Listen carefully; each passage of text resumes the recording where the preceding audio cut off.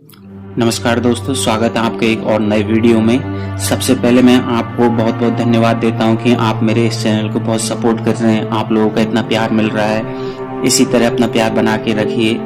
और आज मैं आपके सामने मूर्तियों की बनावट और उसके पीछे की सांकेतिक भाषा के उदय के इतिहास के बारे में आपके सामने मैं रख रहा हूँ। तो चलिए दोस्तों, बिना समय गवाए हुए मैं आपके सामने इसके इतिहास के बारे में बताने जा रहा हूँ। सम्यक काल का सबसे महत्वपूर्ण काल यही काल है। इस काल में सम्यक संस्कृति में मंत्र सिद्धि साधना का प्रभाव बढ़ने लगा था, जिसकी वजह से सम्यक मार्ग में एक नए मार्ग का निर्माण हुआ या बनना होता है। ऐसे तो सम्राट कनिष्क के समय में भी पूर्व का आर्य थेर मार्ग अर्थात श्रेष्ठ स्थिर मार्ग में भी कुछ आंशिक बदलाव करते हुए महासांघिक आर्य थेर मार्ग अर्थात श्रेष्ठ मार्गियों का बड़ा संगठन का निर्माण हुआ था, जिसको आज लोग साहित्यिक रूप से हीनयान और महायान के नाम से जानते हैं। जबकि ऐसा लिखा हुआ नाम किसी को मिला नहीं है। ये दोनों भगवान बुद्ध के द्वारा बताए मार्गों का ही पालन करते हैं, लेकिन इन दोनों में एक आंशिक अंतर है कि एक भगवान गौतम बुद्ध की मूर्ति को आदर्श स्वरूप मानते हैं, तो दूसरा भगवान की मूर्ति को स्थापित नहीं करता है। दूसरा अंतर भिक्षु संघ के विनय अर्थात नियम का है। एक ने समय के अनुसार नियम में थोड़ी छूट का प्रावधान रखा, तो दूसरे ने भिक्षु संघ के सभी नियम अर्थात सील को यथावत बरकरार रखा। इसी वजह से कोई ज्यादा प्रभाव नहीं पड़ा। आज विश्व में दो ही देश हैं जो आर्य थेर मार्गी हैं, बाकी सभी देशों के अनुयायी आर्य महासांघिक मार्गी हैं। भारत के लोग भी आर्य महासांघिक मार्गी थे। इस वजह से भारत में भी भगवान बुद्ध की मूर्तियों या बुद्ध की मूर्तियों के काफी मंदिर अर्थात विहार मिलते हैं। लेकिन पाल वंश के बाद से आर्य महासांघिक मार्गी समूह से कुछ साधक उपासक द्वारा तंत्र मंत्र सिद्धि साधक को प्रधान बनाने के लिए एक अलग मार्ग बनाने का प्रमाण मिलता है, जिस मार्ग का नाम वज्रयान मार्ग है।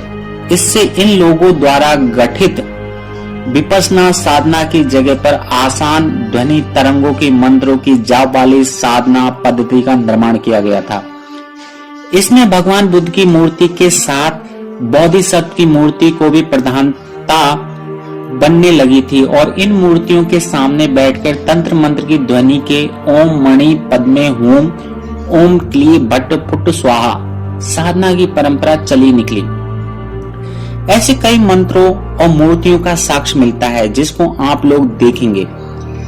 इस साधना में ध्वनि तरंगों से लाभ होता है या नहीं, यह बात का विषय है। दोस्तों, यहाँ पर जितनी भी मूर्तियां मैं आपके सामने फोटो में दिखाने की कोशिश करूंगा, आप वीडियो में बने रहें। लेकिन एक लंबी और कठिन साधना विपश्यना विधि से सरल और सुलभ विधि के बन जाने से इस मार्ग में उत्तरी भारत के काफी लोग आकर्षित हो रहे थे और इसी कारण भारत के उत्तरी भागों में वज्रयान मार्ग से निकलकर शाक्त मार्ग, तंत्र मार्ग, साधना मार्ग की स्थापना हुई।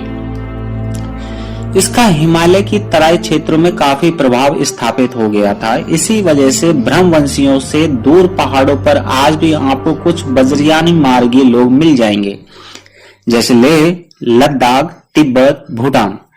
इसको आज भी कोई देख व महसूस कर सकता है। साथ ही उस समय में कुछ अनाड़ी अर्थात अनार्य लोगों को भी इस मार्ग से जोड़ने हेतु भगवान बुद्ध और बोधिसत्व की साधनारत मूर्तियों का निर्माण भी हुआ था। इन मूर्तियों में इन अनाड़ी लोगों को समझाने हेतु कई सर, कई हाथ और उन हाथों में कई प्रकार की वस्तुओं को दिखाने की प्रथा भी चल निकली थी। सम्यक काल के लिए पाल वंश का कार्यकाल काफी महत्वपूर्ण माना जाता है। उस समय आर्य महासांघिक संघ में कुछ बोधिसत्व द्वारा वज्रयान सांघिक संघ का निर्माण हो रहा था। पाल वंश के शासक देवपाल 10वीं सदी में भी उसके समर्थक थे, क्योंकि वज्रयान सांघिक संघ के सुदृढ़ीकरण हेतु इन्होंने अपने कार्यकाल में एक शिक्षण संस्थान जिसका नाम विक्रमशिला विश्वविद्यालय था की स्थापना की थी, ताकि वज्रयान महासंघ के अंदर विद्या अध्ययन रत और उसके शोध का भी विस्तार हो। वस्तुतः वज्रयान सांघिक संघ में बोधिसत्व की प्रधानता ज्यादा है, जिस वजह से वज्रयान के अंदर बोधिसत्व की संख्या कई रूप और कई नामों में मिलती है। उसी बोधिसत्व में एक नाम प्रच्छन्न बौद्ध का आता है, जिसे बाद में लोग आदि शंकर के नाम से जानते हैं, क्योंकि प्रच्छन्न बौद्ध ने वज्रयान से अपने को अलग करते हुए अपना एक अलग दर्शन शैवयान के नाम से स्थापित किया था, जिस शैव दर्शन का पहला सार था ब्रह्म सत्य जगत मिथ्या। सम्यक काल के समय ब्रह्मी ब्राह्मण का उपयोग विद्वान व्यक्ति या विद्वान वर्ग के लिए किया जाता था, परंतु सम्यक अंत काल में ब्रह्मवादी ग्रोह के मुखिया ने उसी ब्रह्मी शब्द को संस्कारित करते हुए ब्रह्मा शब्द का निर्माण किया था, जिसका उपयोग इन लोगों ने एक अदृश्य सृष्टि संचालक के रूप में किया था। बाद में इसी अदृश्य ब्रह्मा की मूर्ति की नकल वज्रयान मार्ग के अंदर 4 मुखी बौद्ध आकृति से की गई थी।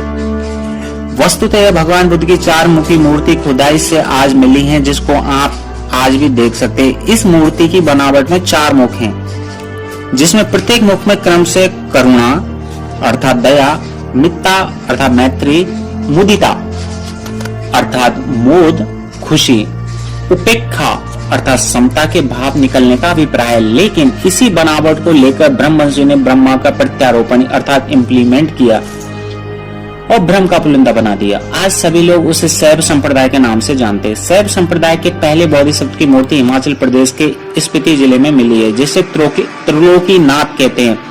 त्रिलोकीनाथ का मंदिर का आज काफी विख्यात है।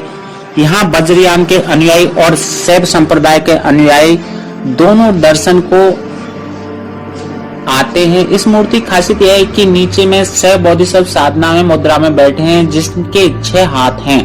इन 6 हाथों में 2 हाथ धर्म चक्र की मुद्रा में है, 1 हाथ भूमि स्पर्श की मुद्रा में है, 1 हाथ वितर्क की मुद्रा में है, 1 हाथ बरगद की मुद्रा में है, तो 6ठा हाथ अभय मुद्रा का लग रहा है। इस बोधिसत्व मूर्ति की सबसे बड़ी बात यह है कि अपने सर माथे पर आदर्श के रूप में भगवान गौतम बुद्ध की मूर्ति को स्थापित किए हुए हैं। शैव पंथियों के ब्रह्म सत्या जगत मिथ्या वाले ब्रह्म के पुलिंदे की सच्चाई यही है। ऐसे तो शैव संप्रदाय वाले ज्यादा शिवलिंगी पूजक हैं। भारत के पुरातात्विक उत्खनन में कई स्थानों की खुदाई से शिवलिंग मिला है, जिस पर भगवान गौतम बुद्ध की आकृति बनी है, जिसके बारे में विस्तार से आप वैदिक युग के घालमेल की पुस्तक में पढ़ सकते हैं। दोस्तों, यहाँ पर एक चीज मैं आपको याद दिला दूं, वैदिक युग के घालमेल पुस्तक का फुल ऑडियो फॉर्मेट मेरे चैनल पर है, आप जाके वहां पर देख सकते हैं। मथुरा के पास कंकाली टीला से कुषाणकालीन एक अर्घा सहित शिवलिंग मिला है, जो मथुरा के संग्रहालय में सुरक्षित है, जिसे चित्र में भी आप देख सकते हैं। इस लिंग नुमा बनावट में भी बुद्ध की मूर्ति बनी हुई है। शैव संप्रदाय के प्रचलन बोधिसत्व के मार्ग से एक और अलग बोधिसत्व हुए, जो आज वैष्णव संप्रदाय के संस्थापक के रूप में प्रसिद्ध है, जिनका नाम रामानुज है। इस मार्ग के अनुयायी विष्णु की आराधना करते हैं। वैसे पुरातात्विक उत्खनन में इस काल तक ऐसी कोई भी मूर्ति नहीं मिली जिस पर कि विष्णु नाम लिखा हो। आप सभी लोग स्पष्ट हो ले कि किसी भी भाषा में विष्णु लिखा हुआ नाम की बात कर रहा हूँ, फिर भी वैष्णव मार्गी जिस बनावट की विष्णु मूर्ति की पूजा करते हैं, वैसे ही आकार की पुरातात्विक उत्खनन में कई मूर्ति मिली हैं, जिसको आप लोग वैदिक युग के घालमेल पुस्तक में देख सकते हैं। परंतु गुप्त कालीन निर्मित एक ऐसी मूर्ति मिली है कि जिसको देखकर आप लोग भी दंग रह जाएंगे। यह मूर्ति उत्तर प्रदेश के ललितपुर जिले के देवगढ़ में दशावतार मंदिर में अवस्थित है। इस मूर्ति की बनावट में शेषनाग पर एक बोधिसत्व लेटा हुआ है, जो काफी शांत और प्रसन्न मुद्रा में। इस मूर्ति का पैर कोई महिला दबा रही है। मूर्ति के ऊपर सर्प फन फैला हुआ है, लेकिन इस मूर्ति में सबसे बड़ी विचित्र बात यह है कि सांप पर लेटे हुए बोधिसत्व के बगल में एक कमल फूल निकला है, जिस पर भगवान गौतम बुद्ध बैठे हैं। ऐसे इस प्रकार की बनावट वाले बोधिसत्व का कोई नाम लिखा हुआ अभिलेख आज तक नहीं मिला। यह तो ब्रह्म का पुलिंदा और कलम कसाई की देन है कि ऐसे लेटे हुए बोधिसत्व की मूर्ति को विष्णु और पैर दबाती हुई महिला को लक्ष्मी का नाम देकर वैष्णव संप्रदाय का हिस्सा बना दिया। ब्रह्मवंशी ने बोधिसत्व का नामकरण कैसे किया, इस बात की जानकारी देने वाला कोई नहीं है। सम्यक संस्कृति में देशना अर्थात परवरना उपदेश कुदरत के रीति का ज्ञान देने हेतु भिक्षु संघ होता था, जिसे भिक्षु और भिक्षुणियां दोनों होते थे। वर्ष के 12 महीने में 9 महीने के लोग हर गृहस्थों को देशना देते थे और 3 महीने अपने ज्ञान साधना को बढ़ाने हेतु खुद सामूहिक रूप से इकट्ठा होते थे।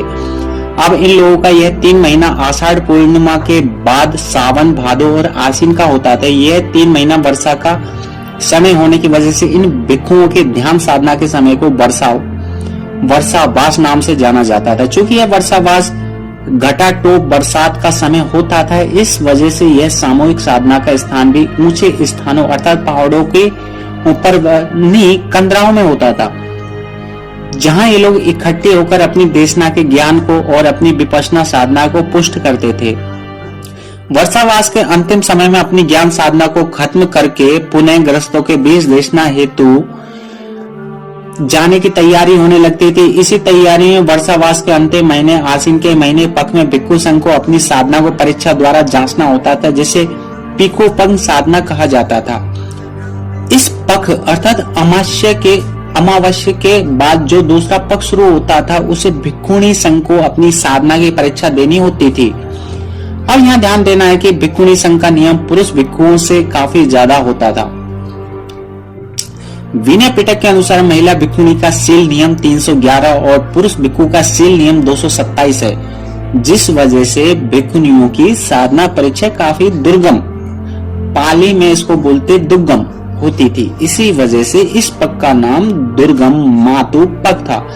उस समय इन दोनों साधना का नाम क्रम से पितु पक साधना और दुर्गम मातु साधना था। सम्यक काल के बाद जब सम्यक अंतकाल का उदय होने लगा तो इस पितु पक साधना और दुर्गम मातु साधना पर शाक्त संप्रदाय अर्थात वज्रयान से शैव संप्रदाय और उस शैव से वैष्णव शाक्त संप्रदाय ने अधिकार जमाना और मातु पंख पर शाक्त संप्रदाय अर्थात वज्रयान से निकला मार्ग ने अधिकार जमाया।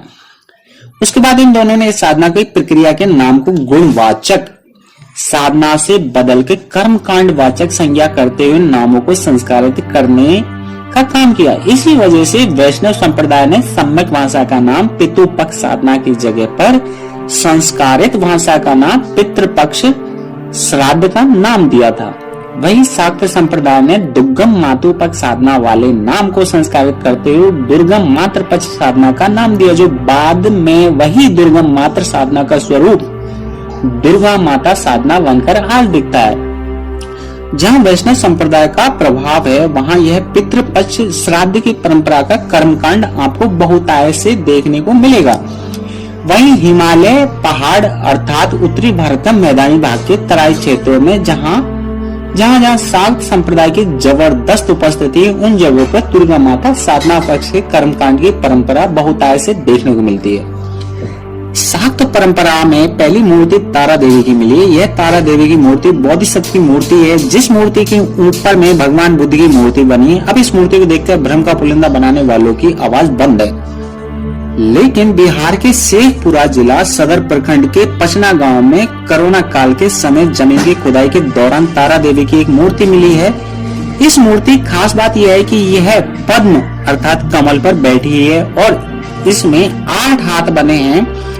2 हाथ साधना की मुद्रा में तो 8 हाथों में कोई न कोई वस्तु पकड़े हुए। सबसे बड़ी बात है कि इस मूर्ति के ऊपर में भगवान बुद्ध की मूर्ति बनी है। पुरातत्ववेदता के अनुसार यह मूर्ति पालकालीन काले रंग के ग्रेनाइट पत्थर से बनी है। दोस्तों, मेरा ऑडियो फॉर्मेट है, मोबाइल से बनाता हूँ, कमरे में आवाजें से आप लोगों को प्रॉब्लम होती है, उसके लिए बहुत बहुत माफी। पर कोशिश कर रहा हूँ कि मैं एक माइक खरीदूं, पर मेरी इतनी माली हालत सही नहीं है। फिर भी मैं आप लोगों के सामने कुछ भी मेरे से कुछ गलती हो, सही से ऑडियो फॉर्मेट नहीं आपके सामने पहुंच पा रहा है, उसके लिए मैं माफी चाहता हूँ। चलिए दोस्तों, इस क्रम को आगे जारी रखते हैं। जिस पर की लिखावट में धम्म लिपि और स्थानीय लिपि बंगला लिपि का विस्तृत प्रभाव स्पष्ट रूप से देखा जा सकता है। इस मूर्ति को नीचे चित्र में देख सकते हैं। दोस्तों, यहाँ पर जितने भी चित्रों की मैं बात कर रहा हूँ, मैं आपके सामने वीडियो में रखता रहूंगा, आप उनको देखें। यह 8 हाथों वाली मूर्ति का प्रत्यारोपण आज दुर्गा के रूप में करते हुए ब्रह्म का जबरदस्त पुलिंदा बनाया गया। ऐसे आज तारा की मूर्ति जहाँ जहाँ है, वैसे सभी स्थान ब्रह्मवंशियों का कब्जा है। उस तारा देवी को अलौकिक शक्ति का भंडार समझकर दुर्गम कर्मकांड जो चल रहा था, उस दुर्गम शब्द को भी आज दुर्गा कर्मकांड की परंपरा बनाकर अनाड़ी लोग जमकर भिक मंगन भक्ति कर रहे हैं। यहाँ पर लोगों की बात है ब्राह्मणवादी लोगों की। उत्खनन द्वारा पाल वंशीय तारा की काफी मूर्ति मिली, जो आज काफी महत्वपूर्ण है। इन मूर्तियों की बनावट में 8 हाथ हैं और हर हाथ में कोई ना कोई अस्त्र शस्त्र विराज रहा है। सबसे मुख्य बात यह है कि इस मूर्ति को एक साधारण पुरुष के साथ युद्ध करते हुए दिखाया गया है, जिसको यह अपने त्रिशूल हाथ में पकड़े हुए है। तारा की इस मूर्ति का एक पैर कुत्ते नुमा बने जानवर पर है तो दूसरा पैर सरकटे जान पर है। मूर्ति के सभी पात्रों को कलम आसन पर बैठाया गया। इस बोधिसत्व की मूर्ति के ऊपर भगवान बुद्ध की मूर्ति बनी है, जिसको ब्रह्मवंशी का कोई धूर्त नायक ने तोड़कर हटा दिया है। साथ ही दूसरी मूर्ति के ऊपर त्रिशूल त्रिरत्न का एक चित्र बना है, जिसको आप लोग चित्र में देख सकते हैं। आज इसी मूर्ति को ब्रह्मवंशी दुर्गा के स्वरूप में स्थापित किया है। अंतर सिर्फ इतना है कि आज वाली मूर्ति बुद्ध की मूर्ति या त्रिरत्न को हमेशा के लिए हटा दिए गए। दोस्तों, ये क्रम वीडियो ज्यादा बड़ा होगा, इस वजह से मैं इस वीडियो फॉर्मेट को मैं आपके सामने 2 अंशों में रखूंगा। तो आज के लिए बस इतना ही, मिलते हैं एक और वीडियो में। अगर वीडियो अच्छा लगे तो लाइक कीजिए, कमेंट्स कीजिए, सब्सक्राइब कीजिए, बेल आइकन को दबाइए। मिलते हैं नई वीडियो में, तब तक के लिए धन्यवाद।